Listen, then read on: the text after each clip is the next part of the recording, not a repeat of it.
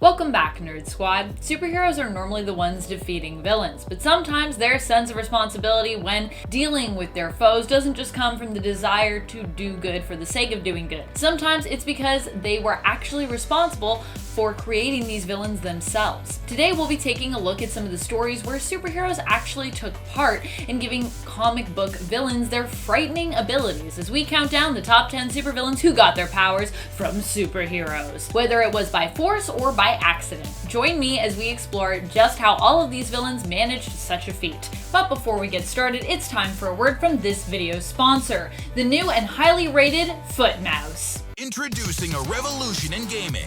Foot Mouse, the first science-based gaming mouse made for feet. I've been using Foot Mouse since 2017, but not on land. There's a lot of controversy as to whether or not Foot Mouse should be termed illegal. It's just such a huge advantage, but it's still all about skill. Foot Mouse just raises the skill gap. It's a whole different level of play. Foot Mouse, get your foot in the game. Okay though, so for real though, this video is actually sponsored by Raid Shadow Legends. Did we get you? We got you, right? Now join me in exploring this dark RPG fantasy world full of elves, orcs, and magic users. Oh my. What I love most about this game is all the different champions you can collect, which each belong to their own set. But the best thing about Raid Shadow Legends is that it has lots of different game modes for everyone to enjoy, and it's completely free to play. Raid Shadow Legends is also a cross-device game, so you can play on your PC as well as your mobile device. Unlock new characters, discover and equip mystical artifacts and armor, enhance your champion's skills at the tavern, and level them up in the sparring pits before heading back out into battle. The daily login reward for new players has been doubled from 90 days to 180 days, so it's a better time than ever to experience the world of Raid Shadow Legends. Each day you will earn new rewards simply from logging in, from energy refills to silver and gems to shards to free champions like this free barbarian legendary champion, Syl of the Drake. So what are you waiting for? Go to the video description, click on the special links, and if you're a new player, you will be rewarded with 100,000 silver, 50 gems, a full energy refill, and a free champion, Adjudicator. Check out this badass champion that Raid is giving you for free. You can find your extra rewards here in your inbox for the next 30 days. So be sure to download and get playing Raid Shadow Legends today. Alright, now let's get counting. Number 10, Madeline Prior. In a way, one could argue that when not busy being the Goblin Queen, Madeline Prior's powers were inherited from a hero.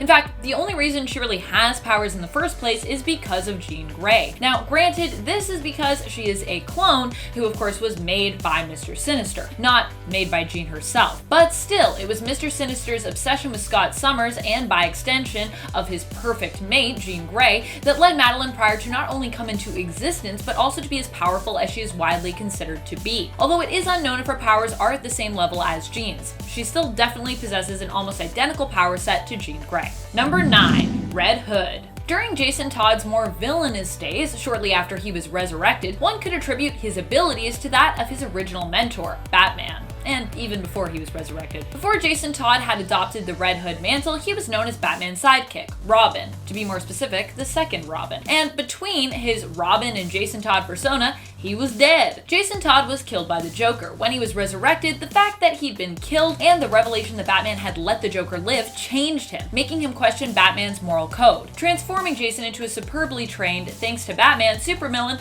and at times, vigilante. In the animated film, Batman Under the Red Hood, the more evil side of Jason's Red Hood persona is more fully explored. Number 8, Sand Superman. This villain was more misguided than explicitly evil. Sand Superman was an entity known as Quarmer, created from psychic energy from the Quorum dimension, sand, and power, which was drained from the Man of Steel himself. Quarmer came into being when a portal was created between the Quarmer dimension and Earth during an explosion. The being's main objective was simply to drain Superman of powers and knowledge, but of course the more that this happened, the more Sand Superman actually expressed a want to become Superman himself, as a result of siphoning his memories and his powers. What's crazy is Quarmer actually almost succeeded in accomplishing this task and usurping Superman, but was convinced to surrender and return to the Quorum dimension when it was revealed to Sand Superman that continuing to fight against the Man of Steel could result in a cataclysmic explosion powerful enough to destroy Earth completely completely. Number 7,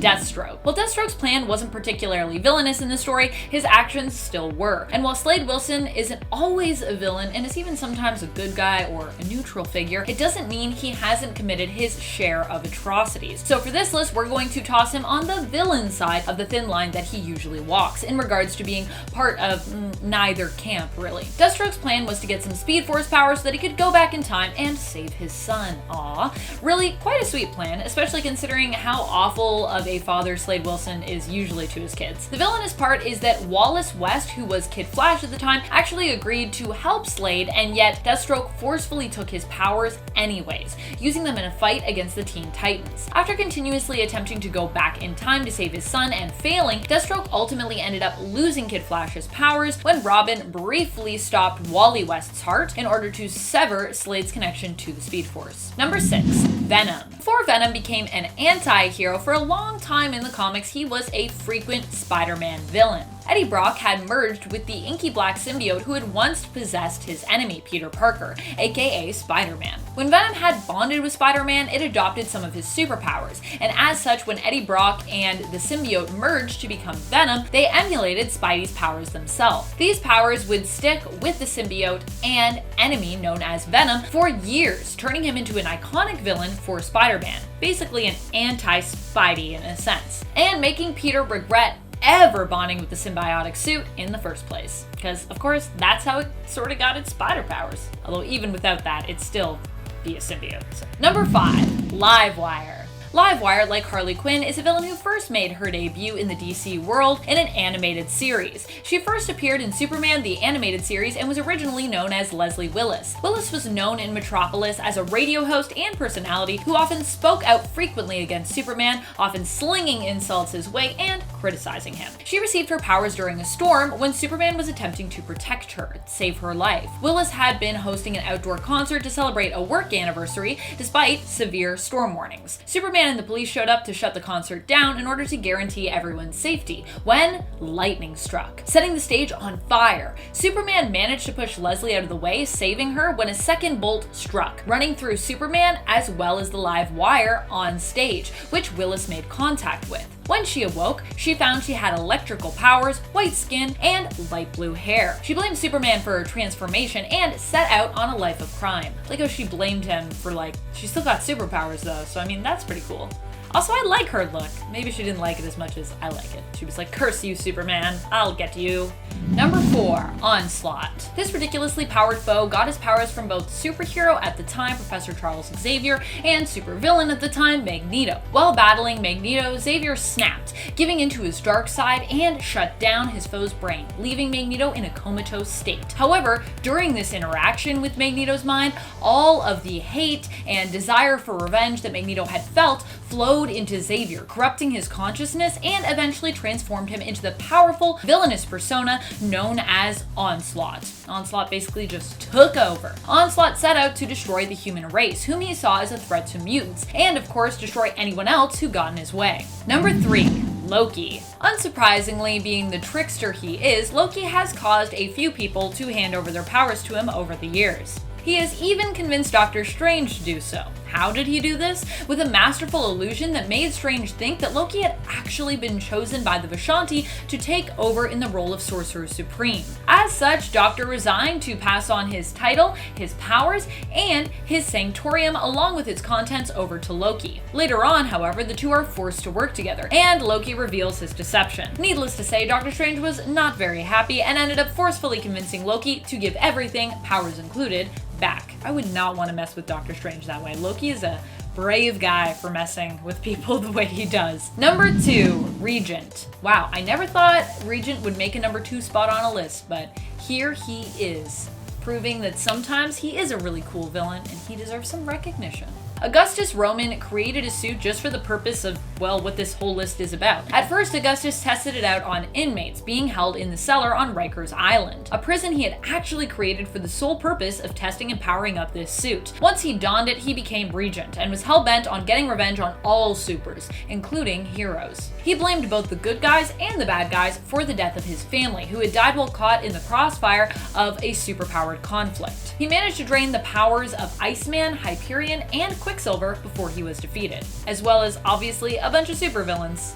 He's like, I'll just take everybody's powers. Although, doesn't that turn him into the person that he's protesting? I don't know. Number 1, Darth Vader. Now, I know what you're thinking. You're thinking, Amanda, Darth Vader isn't a comic book character. But guess what? There are Star Wars comics, and Darth Vader is in them. So, haha, there you go. Also, I just really wanted to talk about Darth Vader, so please give this to me. Anakin Skywalker was supposed to be the one to save the Jedis, and then he became Darth Vader. At least, that's what the Jedi Order expected to happen. I mean, they thought he's gonna save us. Prophecies, of course, are notorious for being misleading, and the one that they had uncovered was just that. Anakin was believed to be the chosen one, destined to bring balance to the Force, apparently by turning to the dark side and becoming an even greater Sith Lord than the one before him. At least, that's what some people believe the prophecy must have been referring to, because that's what happened. Either way, Anakin was taken in by the Jedis, trained by them, but later on in his life used the powers that helped him to hone to turn against the Jedi Order, betraying them and turning to the dark side, becoming the powerful and lovable Sith Lord Darth Vader. The Jedi Order seems to have a thing for creating their own villains, by the way, if you haven't noticed that, as most Siths were once Jedi Masters or apprentices themselves. Another famous villain that the Jedi Order is somewhat responsible for, Count Dooku. Thank you so much for joining us, Nerd Squad. I hope you learned lots about some of the times supervillains seized heroes' powers for their own, or were born into the world of supervillainry as a result of their ties to a specific hero. Who are some of your favorite supervillains? Do you enjoy when the origins of a character is linked to their foe? Let us know your thoughts in the comments below. And before we go, thank you again so much to this video's sponsor, Raid Shadow Legends. This has been Top 10 Nerd, and I'm your host, Amanda McKnight, reminding you, stay nerdy, YouTube.